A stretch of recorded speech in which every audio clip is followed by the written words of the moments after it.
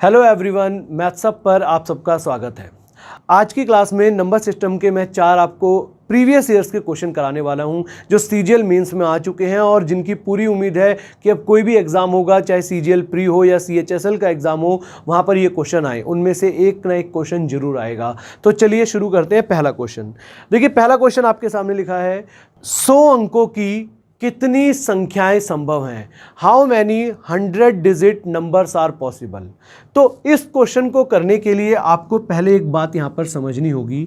मान लीजिए मैं ये 100 डिजिट नंबर नहीं पूछ रहा, मैं आपसे केवल 3 डिजिट का नंबर पूछ रहा हूं कि 3 डिजिट के कितने नंबर पॉसिबल है। और यहां पर मैंने एक नंबर यहां पर मुझे फिल करना है, एक तरीके से ये कह लीजिए कि ये एक 3 डिजिट का नंबर मुझे बनाना है। अब इस क्वेश्चन में रिपीटेशन वाला वर्ड यूज ही नहीं किया, मतलब रिपीटेशन वर्ड का यूज नहीं किया है। इसका मतलब रिपीटेशन अलाउड है या नहीं अलाउड ये मेंशन नहीं है, इसका मतलब रिपीटेशन अलाउड है।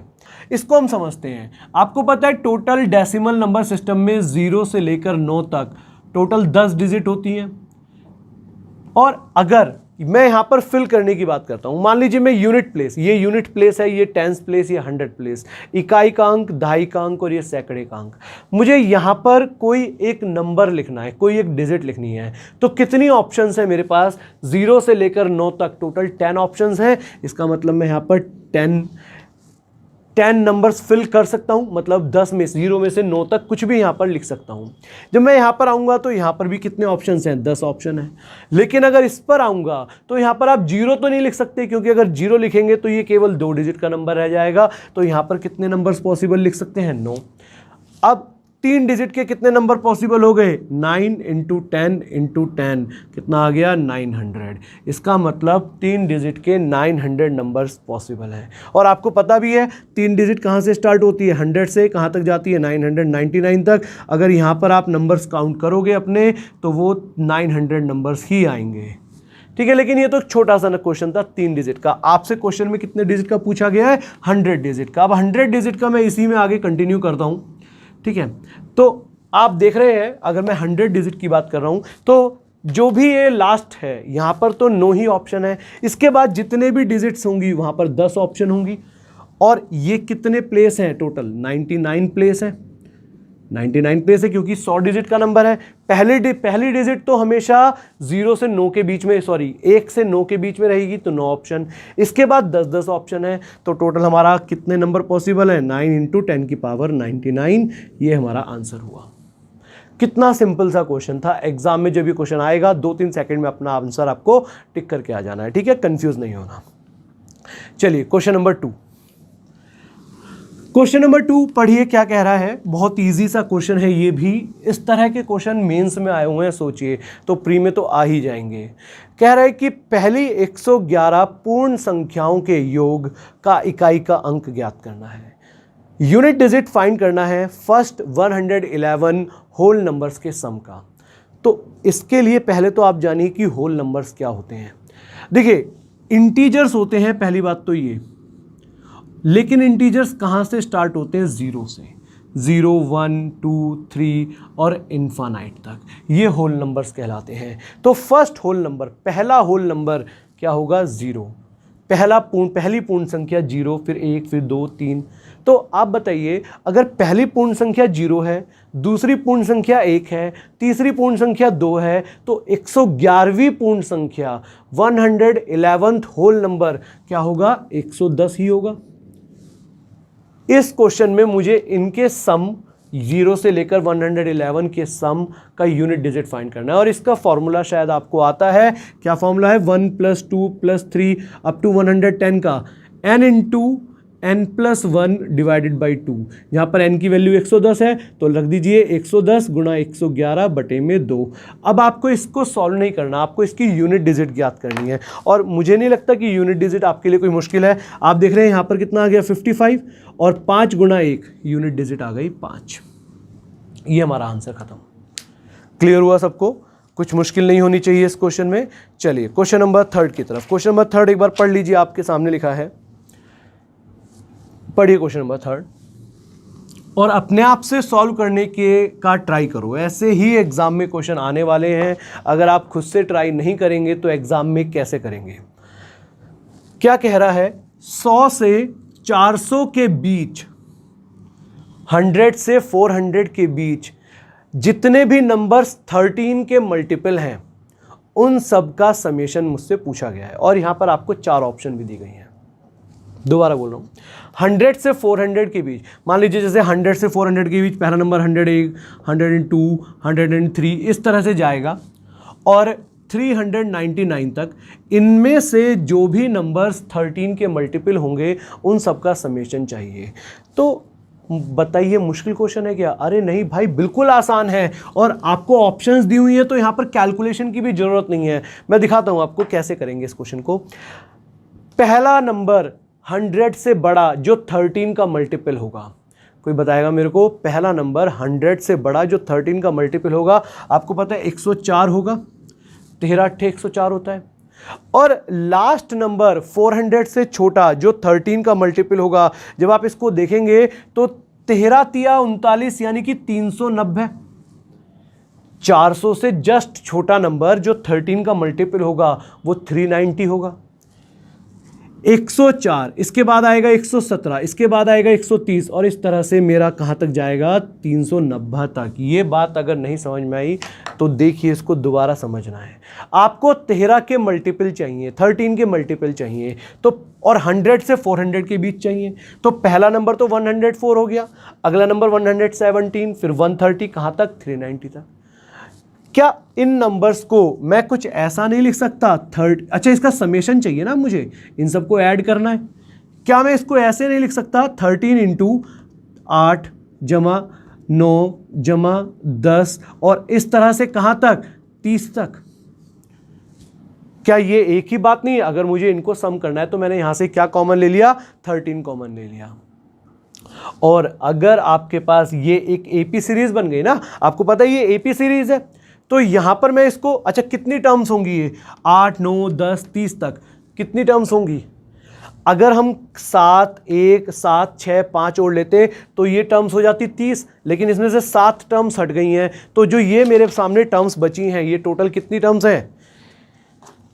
यहां से ये टोटल नंबर ऑफ टर्म्स कितनी है बताना जरा? 23 टर्म्स है। फॉर्मूला आपको आता है या नहीं? चलिए मैं ऊपर करवा रहा हूं इसको, ठीक है ना। यहां पर मैं इसका सॉल्यूशन करवा रहा हूं, इसको सॉल्व कर रहा हूं। 13 इंटू, आपको पता है first term plus last term 8 plus 30 divided by number of, divided by 2 into number of terms. क्या ये बात समझ में आई? भाई 13 तो हमारा एज इट इज चल रहा है, उसके बाद मुझे इसका समेशन चाहिए। किसी भी एपी सीरीज यानी कि समानांतर श्रेणी, अर्थमेटिक प्रोग्रेशन, समानांतर श्रेणी का जो योग होता है वो क्या होता है? First term plus last term divided by 2, ये एवरेज निकल के आ गया, इनटू नंबर ऑफ टर्म्स, ये इसका समेशन आ गया। अब मुझे इसको सॉल्व करना है। और एक बात, एग्जाम में आपको सॉल्व नहीं करना, आपको अपने ऑप्शंस मैच करने हैं। देखना जरा, मैं इसको एक बार आगे बढ़ाता हूं थोड़ा सा। 13 गुना 8 और 30, 38/2 कितना हो गया? 19 गुना में 23। अब आपके पास जो 4 ऑप्शन दी हुई हैं, आप उन 4 ऑप्शंस को ऑब्जर्व करिए। 4 यूनिट डिजिट अलग, 4 में से 2 की यूनिट डिजिट 1 है और 2 की यूनिट डिजिट 4 है। 3 निम 27, 7 तिया 21। ये क्या करा मैंने? ये कंसेप्ट बहुत इंपॉर्टेंट कंसेप्ट है। मैं इसके ऊपर एक अलग से इंडिविजुअल वीडियो बनाऊंगा जहां पर मैं आपको कैलकुलेशंस के बहुत सारे तरीके दिखाने वाला हूं। देखिए ध्यान से समझिए, अगर आपको इसको मल्टीप्लाई करना है तो कभी भी, जैसे मैंने लिखा है यहां पर, एक एग्जांपल के लिए मैं यहां पर समझा रहा हूं आपको, 3 गुना 9 या 13 गुना 19, और मुझे यहां पर इसकी यूनिट डिजिट चाहिए तो 3 निम 27। मुझे नहीं पता इनका प्रोडक्ट क्या होगा, लेकिन मुझे ये पता है कि इसकी यूनिट डिजिट 7 होगी। तो इसी तरह से 13 इंटू 19 इंटू 23 छोड़िए, आप इसकी सिर्फ यूनिट डिजिट चेक करिए। इसमें 3 है, इसमें 9 है और इसमें फिर 3 है, तो 3 निम 27, यूनिट डिजिट 7, 7 तिया 21, यूनिट डिजिट 1। मतलब आपकी 4 ऑप्शंस में से 2 ऑप्शन यहां पर खत्म होती हैं, बी और सी। बी और सी ऑप्शन खत्म हो गई क्योंकि वहां पर यूनिट डिजिट 4 है। लेकिन अभी भी आपके सामने 2 ऑप्शंस बच रही हैं, और उन दोनों ऑप्शन से भी आपको ऐसा नहीं करना कि आपको वहां पर सॉल्व करना है, क्योंकि अगर सॉल्व करना ही होता तो ये काम भी नहीं करता मैं। अब सॉल्व ना करना पड़े इसके लिए एक छोटा सा कंसेप्ट और है, और वो कंसेप्ट क्या है समझिए। देखिए, इसका सम ऑफ डिजिट कितना है, 4 है। इसका सम ऑफ डिजिट समझ रहे ना, इकाई अंकों का योग 1 और 3 4। इसका सम ऑफ डिजिट की बात करूंगा तो 1 और 9 10, और 10 को मैं 1 लिख देता हूं सम ऑफ डिजिट, या फिर आप ऐसे सोचिए ये 10 है, 1 और 0 1। इसका सम ऑफ डिजिट कितना हो गया, 5, और मल्टीप्लाई के साइन है तो 4 गुना 1 गुना 5, 4 गुना 1 गुना 5, टोटल सम ऑफ डिजिट कितना आ गया, 20, और 20 को मैं लिख सकता हूं 2। बात समझिए, मैंने अभी आपको बोला इसके ऊपर मैं आपको एक बिल्कुल इंडिविजुअल टॉपिक वीडियो बनाऊंगा, लेकिन फिलहाल आप इस पॉइंट को समझिए कि यहां पर आप देख रहे हैं 4 है, 1 और 3 4, 1 और 9 10 होगा, और 1 और 0 को मैं 1 लिख सकता हूं, सम ऑफ डिजिट की बात कर रहे हैं। 2 और 3 5, मल्टीप्लाई के साइन है तो 4 गुना 1 गुना 5, 4 पंजे 20, और 2 और 0 2। इसका मतलब जो ये मेरे पास नंबर लिखा है इसका टोटल सम ऑफ डिजिट निकल के आ गया 2। तो ध्यान रखना, कभी भी किसी भी क्वेश्चन की सम ऑफ डिजिट और आंसर की सम ऑफ डिजिट हमेशा बराबर होगी।